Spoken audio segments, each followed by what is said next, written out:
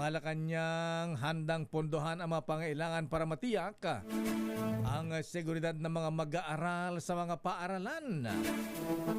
Isama na natin ang mga teachers kasi hindi rin sila safe, ha? Totoo lakay. Silang Oo. unang natatarget kadalasan.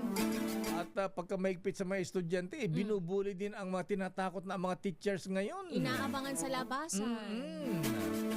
Paris number 14, Let Narciso, please come in. Miss Let. Lakay ni Steya, handa ang Malacanang na maglaan ng karagdagang pondo para sa pagpapalakas ng seguridad ng mga pampublikong paaralan.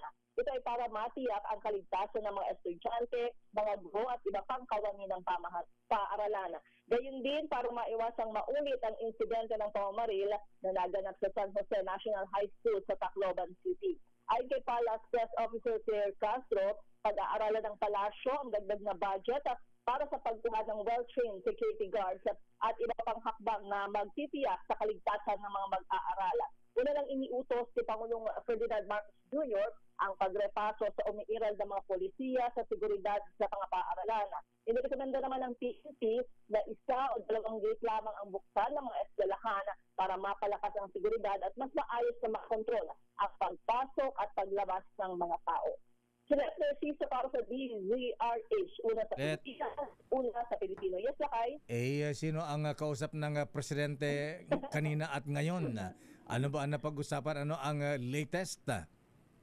Walang Lakay. Tahimik ang Malacanang sa private appointments ni presidente ngayong araw. Secret ba? Secret na?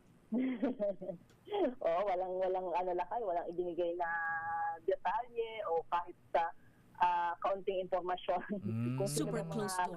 nakasama ni presidente ngayong araw. Ano kasi Lakay, holiday sa Maynila, di ba? Oo nga pala, holiday sa Manila.